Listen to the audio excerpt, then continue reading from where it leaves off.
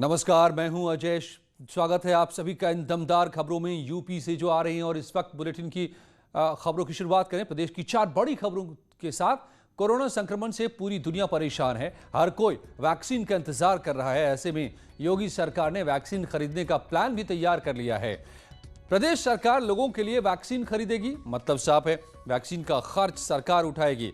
दूसरी बड़ी खबर यह है कि जो लोग बिजली मीटर की गड़बड़ी से परेशान हैं, उनके लिए राहत की खबर है, क्योंकि ऊर्जा मंत्री ने भरोसा दिलाया है कि बिजली मीटर में गड़बड़ी की शिकायत मिलते ही तुरंत उसे बदला जाएगा और बिजली विभाग ये काम करेगा। तीसरी बड़ी खबर यह है कि शिया वक्फ बोर्ड की जमीन में घपलेबाजी करने के आरोप में सीबीआई ने वसीम रिजवी, जो पूर्व चेयरमैन है शिया वक्फ बोर्ड के, उनके खिलाफ एफआईआर दर्ज कर शिकंजा कसा है। मतलब साफ संदेश है कि भ्रष्टाचारियों को सरकार किसी भी तरह बख्शने के मूड में नहीं है। यही वजह है कि अब वसीम रिजवी पर भी शिकंजा कसता नजर आ रहा है। और चौथी बड़ी खबर है, प्रदेश सरकार अब लव जिहाद के खिलाफ कानून लाने जा रही है। इसकी बात कानून मंत्री ब्रजेश पाठक ने खुद कही है। इसके लिए सरकार ने खाका भी तैयार कर लिया है। इन सभी खबरों पर करेंगे बात, मगर सबसे पहले बड़ी खबर से शुरुआत। सीएम योगी ने लापरवाह अधिकारियों को अल्टीमेटम दिया है। उन्होंने डीएम और एसएसपी को 2 टूक कह दिया है कि अधिकारी सरकारी नंबर पर आई हर कॉल खुद रिसीव करें। उन्होंने कहा कि जिम्मेदार अधिकारी जन समस्याओं को पूरी गंभीरता से लें। मुख्यमंत्री ने कहा है कि जन समस्याओं के समाधान में हीला हवाली बर्दाश्त नहीं की जाएगी। इतना ही नहीं, रियलिटी चेक के लिए सीएम ऑफिस से औचक फोन कर जानकारी ली जाएगी। यानी सीएम दफ्तर से सीधे फोन जाएगा कि कौन डीएम या कौन एसएसपी फोन को उठा रहे हैं या नहीं उठा रहे। सीएम ने साफ तौर पर आदेश दिया है कि अधिकारियों के पास आए फरियादी किसी भी सूरत में निराश होकर नहीं लौटे। यानी लापरवाह अधिकारियों पर गाज भी गिरेगी। राजीव सिंह लखनऊ से हमारे संवाददाता मेरे साथ जुड़ गए हैं। राजीव, तो ये बहुत बड़ी बात है, बहुत बड़ा निर्देश है कि अब खुद डीएम और एसएसपी हर फरियादी के कॉल को खुद रिसीव करेंगे। देखिए अजय, मुख्यमंत्री योगी आदित्यनाथ ने उत्तर प्रदेश में मुख्यमंत्री की शपथ लेते ही ये साफ किया था कि उनकी पहली प्राथमिकता जनता की शिकायतों की और समस्याओं का निराकरण करना है। और इसी के चलते सत्ता में आते ही उन्होंने निर्देश दिया था कि जो जिले के डीएम एसपी हैं वो सुबह 9 बजे अपने दफ्तरों में बैठ जाएंगे और साथ ही साथ जो उनका सीयूजी फोन है, जो सरकारी फोन नंबर है, वो खुद उठाएंगे। लेकिन बीते कुछ दिनों से मुख्यमंत्री को यह शिकायत मिल रही थी कि न तो डीएम एसपी समय पर अपने कार्यालयों में बैठ रहे हैं और न ही वो अपना जो सीयूजी नंबर है वो खुद उठाते हैं। वो अपने पीआरओ को नंबर दे देते हैं और जब कोई जनता का आदमी उनको फोन करता है तो वो पीआरओ उनकी हैसियत के हिसाब से उनसे बात कराता है।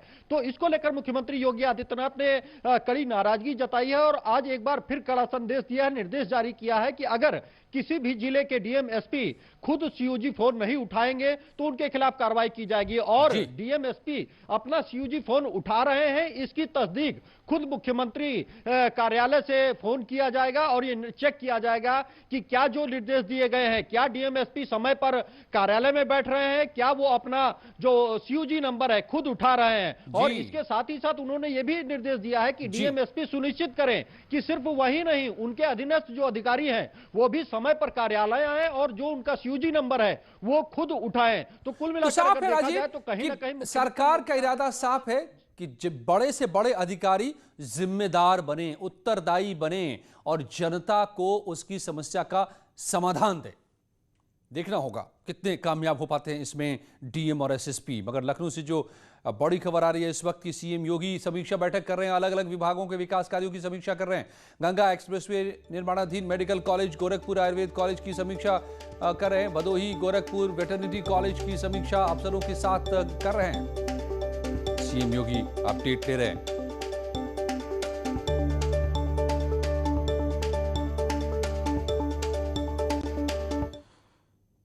और एक और बड़ी खबर की बात करते हैं, बिकरू कांड से जुड़ी हुई है। 36 पुलिसकर्मियों पर गाज गिरने जा रहे हैं। गृह विभाग ने पुलिसकर्मियों के खिलाफ इस कार्रवाई को मंजूरी दी है। 18 इंस्पेक्टर, 10 उप निरीक्षक, 8 आरक्षी और 20 प्रभारी के खिलाफ कार्रवाई की जाएगी। इन सभी पुलिसकर्मियों पर विकास दुबे की मदद का आरोप है। एसआईटी जांच के आधार पर 8 पुलिसकर्मियों को कठोर सजा दी जाएगी, 6 पुलिसकर्मियों को कम सजा और 22 पुलिसकर्मियों के खिलाफ जांच के बाद कार्रवाई को मंजूरी दे दी गई है। 36 पुलिस वालों पर कार्रवाई बिकरू कांड को लेकर।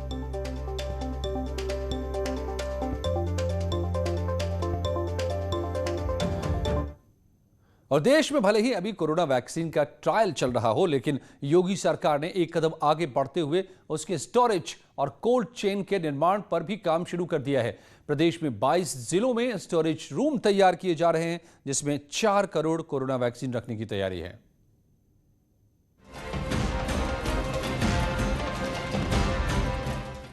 पूरे देश में लोग चाहते हैं कि कोरोना की वैक्सीन जल्द से जल्द आए, जिससे महामारी को मात दी जा सके और खुलकर अपनी जिंदगी जी जा सके। वैक्सीन को लेकर कई दावे किए जा रहे हैं। कई कंपनियों के ट्रायल 3rd फेज में पहुंच चुके हैं, लेकिन वैक्सीन के साथ ही इसके रखरखाव को लेकर भी तैयारियां शुरू कर दी गई हैं।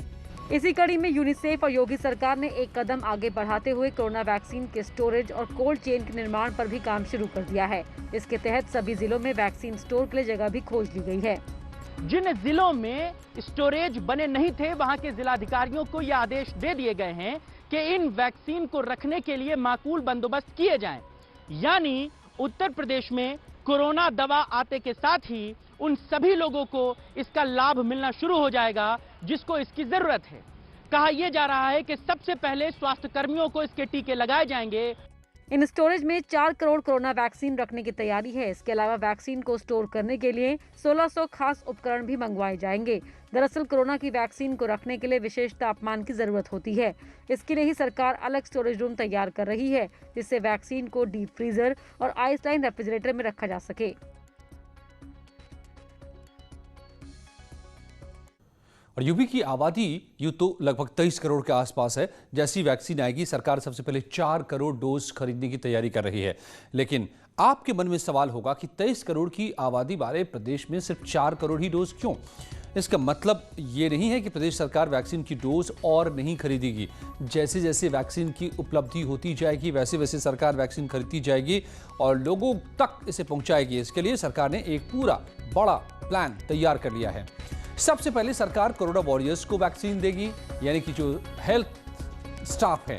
इसके बाद 50 साल से ऊपर के लोगों को वैक्सीन की डोज दी जाएगी, क्योंकि सबसे ज़्यादा खतरा 50 साल के ऊपर के लोगों को ही होता है कोरोना के संक्रमण का।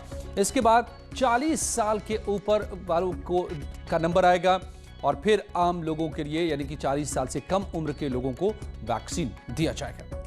मतलब साफ है कि अगर जनवरी के बाद भी वैक्सीन लगाने का काम शुरू हुआ तो 23 करोड़ की जनसंख्या तक पहुंचने में समय तो लगेगा।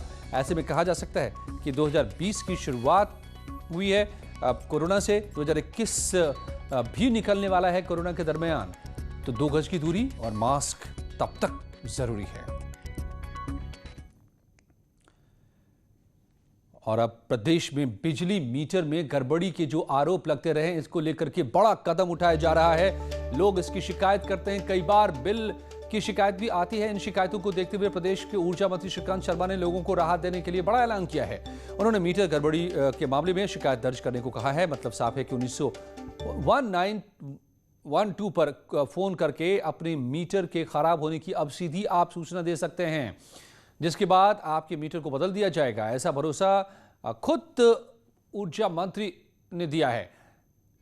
उन्होंने ट्वीट में यह लिखा है कि मीटर तेज चलने, जंप करने से संबंधित शिकायत को 1912 पर दर्ज कराएं। यूपीपीसीएल चेयरमैन ये सुनिश्चित करें कि ऐसी शिकायतों पर उपभोक्ता के परिसर पर तत्काल दूसरी कंपनी का चेक मीटर लगे। उपभोक्ता की संतुष्टि ही हमारी संतुष्टि है।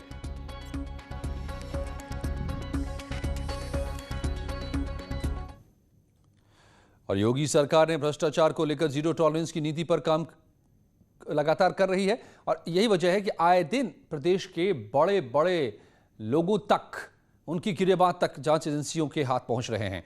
वसीम रिजवी एक ऐसा ही नाम जिन पर सीबीआई ने शिकंजा कसना शुरू कर दिया है। शिया वक्फ बोर्ड की जमीन पर धांधली करने के आरोप में पूर्व चेयरमैन पर एफआईआर दर्ज की गई है। शिया वक्फ बोर्ड के पूर्व अध्यक्ष वसीम रिजवी के खिलाफ घोटाले के आरोप में 2 एफआईआर दर्ज की गई हैं। सीबीआई लखनऊ की एंटी करप्शन ब्रांच ने प्रयागराज और कानपुर में शिया वक्फ बोर्ड की संपत्तियों की खरीद बिक्री के आरोप में उनके खिलाफ ये एफआईआर दर्ज की है। अल्पसंख्यक कल्याण राज्य मंत्री मोहसिन रजा ने कहा कि योगी सरकार में करप्शन के खिलाफ जीरो टॉलरेंस की नीति है। मुस्लिम समाज के लोग जिनके उत्थान और कल्याण के लिए ये प्रॉपर्टियां वक्फ हुई थी, उनको खुर्द-बुर्द कराने का काम पिछली सरकार, चाहे बसपा हो, सपा हो, कांग्रेस हो, इन्होंने कराया था। भारतीय जनता पार्टी ने अपना स्टैंड साफ रखा था कि हम इसमें सीबीआई से इसकी जांच कराएंगे। कांग्रेस ने तंज कसते हुए कहा कि बीजेपी की चाटुकारिता भी उनको नहीं बचा पाई। बकरे की मां आखिर कब तक खैर मनाती? वसीम रिजवी के खिलाफ तो एफआईआर होनी थी, उसकी चोरी, उसके झूठ, उसके भ्रष्टाचार के खिलाफ जांच तो होनी ही थी। अब सीबीआई ने एफआईआर की है, अब उन्हें कानून के सम्मुख प्रस्तुत होना होगा। वहीं वसीम रिजवी ने आरोपों को बेबुनियाद बताते हुए साजिश बताया। आज वो हुकूमत को मेरे खिलाफ गुमराह करने में कामयाब हो गए हैं, इसका अफसोस है। तो कितना बड़ा है वक्फ का घोटाला?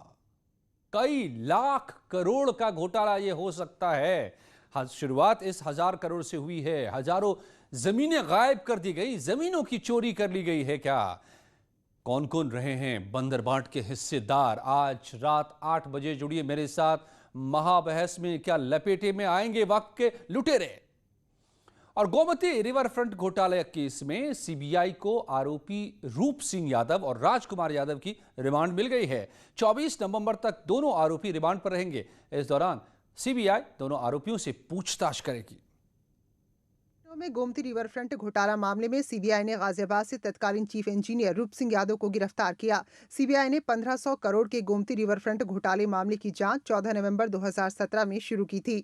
योगी सरकार ने घोटाले की जांच के लिए हाईकोर्ट के रिटायर्ड जज की अध्यक्षता में कमेटी बनाई। रिटायर्ड जज आलोक सिंह ने घोटाले की रिपोर्ट सरकार को सौंपी थी। रिपोर्ट आने के बाद सीबीआई ने आरोपियों पर मुकदमा दर्ज किया था।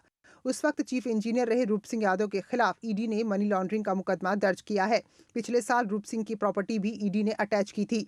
समाजवादी पार्टी सरकार के सबसे dream project Gomti river front पर जांच की आंच तेज हो गई है। सीबीआई ने जहां आज रूप सिंह यादव को गिरफ्तार कर लिया, तो वहीं 7 इंजीनियरों पर अब भी कार्रवाई की तलवार लटकी है। 1513 करोड़ की लागत से बनने वाले गोमती रिवर फ्रंट में 1437 करोड़ रुपए इन इंजीनियरों की तरफ से भ्रष्टाचार करके निकाल लिया गया था। वहीं लखनऊ से क्लर्क राजकुमार यादव को सीबीआई ने गिरफ्तार किया। और प्रदेश में लगातार बढ़ते लव जिहाद के मामलों को लेकर के सरकार का संदेश साफ है। अब कानून बनाकर लव जिहाद पर लगाम लगाएंगे। इस पर पिछले कुछ दिनों में खूब चर्चा हुई है। सीएम योगी आदित्यनाथ ने तो खुलेआम मंच से ऐलान कर दिया था कि सरकार ऐसे मामलों को देखते हुए कानून बनाकर शिकंजा कसने का काम करेगी। लव जिहाद के बढ़ रहे मामलों को लेकर योगी सरकार बेहद गंभीर है। कुछ दिन पहले मुख्यमंत्री लव जिहाद पर कानून बनाने का ऐलान कर चुके हैं। अब योगी सरकार के प्रवक्ता और कैबिनेट मंत्री सिद्धार्थनाथ सिंह ने कहा कि नए कानून का खाका तैयार कर लिया गया है। मुख्यमंत्री जी ने सार्वजनिक कहा था और कि इस पे एक सख्त कानून बनाया जाएगा, उस पे कार्रवाई काम चल रहा है और आप बहुत जल्दी देखेंगे कि इस पे कानून उत्तर प्रदेश सरकार लेकर आ रही है। वहीं कानून मंत्री ब्रजेश पाठक ने कहा कि कानून बनने के बाद लव जिहाद के आरोपियों के खिलाफ कड़ी कार्रवाई की जाएगी। इस तरीके के जो मामले हैं कानून व्यवस्था के लिए अक्सर चुनौती बन जाते हैं। सामाजिक ताना बाना भी इससे अव्यवस्थित होता है। कहीं जगह तो दंगा फसाद की भी नौबत आती है। सरकार इस विषय पर गंभीरता से विचार कर रही है कि कानून बनाया जाएगा और सख्त कानून बनेगा, जिससे लोगों में भय हो कि इस तरीके के घृणित कार्य नहीं करने। पूर्व मुख्यमंत्री मायावती के पिता प्रभुदयाल का 95 साल की उम्र में निधन हो गया, जिनका आज दिल्ली में अंतिम संस्कार किया गया है। इस मौके पर बीएसपी के तमाम नेताओं ने इसमें हिस्सा लिया। मायावती के पिता प्रभुदयाल का 95 साल की उम्र में निधन हो गया, जिनका बौद्ध परंपरा के अनुसार दिल्ली में अंतिम संस्कार किया गया। इस मौके पर मायावती के 3 भाई सिद्धार्थ, अशोक और आनंद मौजूद रहे, लेकिन मायावती ने अंतिम संस्कार में हिस्सा नहीं लिया। प्रभुदयाल के निधन के बाद राजनीतिक हस्तियों ने भी शोक जताया है। मुख्यमंत्री योगी आदित्यनाथ, पूर्व मुख्यमंत्री अखिलेश यादव और प्रियंका गांधी ने ट्वीट कर शोक व्यक्त किया है, जबकि राहुल गांधी ने इस मौके पर मायावती से फोन पर बात कर दुख जताया है और कई नेताओं ने घर जाकर संवेदना व्यक्त की है। सतीश चंद्र मिश्रा हो, महासचिव जो हैं, चाहे वो सांसद मल्लूक नागर हों, वो सब यहाँ दिल्ली उनकी जो इंद्रपुरी में आवास है वहाँ आए हुए हैं। उसके साथ साथ जो आम आदमी पार्टी के राघव चड्ढा और जो दिल्ली सरकार के मंत्री हैं राजेंद्र गौतम, वो भी यहाँ आए हुए हैं और अपनी श्रद्धांजलि अर्पित कर रहे हैं। आपको बता दें, बीएसपी अध्यक्ष मायावती मूल रूप से गौतम बुद्ध नगर के बादलपुर गांव की रहने वाली है। बाद में बच्चों की पढ़ाई को लेकर प्रभुदयाल दिल्ली शिफ्ट हो गए थे, जिसके बाद मायावती और उनके भाई बहनों ने दिल्ली में पढ़ाई की थी। बाद में मायावती कांशीराम के साथ जुड़ी और फिर उत्तर प्रदेश की मुख्यमंत्री की कुर्सी पर काबिज भी हुई। उपचुनाव के बाद अब बीजेपी विधान परिषद चुनाव में जीत की तैयारी कर रही है और इसी को लेकर बीजेपी के यूपी प्रभारी राधा मोहन सिंह जिले जिले घूमकर कार्यकर्ताओं को जीत का मंत्र दे रहे हैं। आज राधा मोहन सिंह वाराणसी पहुंचे। और उत्तर प्रदेश उपचुनाव समेत दूसरे राज्यों में भी भगवा परचम फहराने के बाद अब बीजेपी की नजर विधान परिषद चुनाव पर है, जिसकी कमान पूर्व केंद्रीय मंत्री और यूपी के प्रभारी राधा मोहन सिंह ने खुद संभाली है। स्नातक शिक्षक खंड परिषद के होने वाले चुनाव की तैयारियों का जायजा लेने के लिए बतौर प्रदेश प्रभारी राधा मोहन सिंह पहली बार उत्तर प्रदेश पहुँचे। उन्होंने वाराणसी के सुंदरपुर में कार्यकर्ताओं को जीत का मंत्र दिया। राधा मोहन सिंह ने भरोसा जताया कि विधान परिषद में भी बीजेपी की बम्पर जीत होगी। उत्तर प्रदेश में भी भाजपा विकास और प्रगति का एक प्रकार से प्रतीक बन चुका है।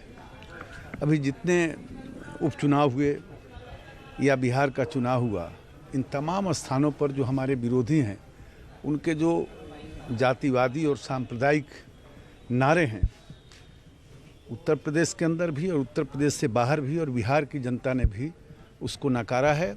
इस बैठक में प्रदेश सरकार के कैबिनेट मंत्री और राज्य मंत्रियों समेत कई विधायक और सांसद मौजूद रहे। लौटते हैं कुछ ही पलों में यूपी की और दमदार खबरों के साथ।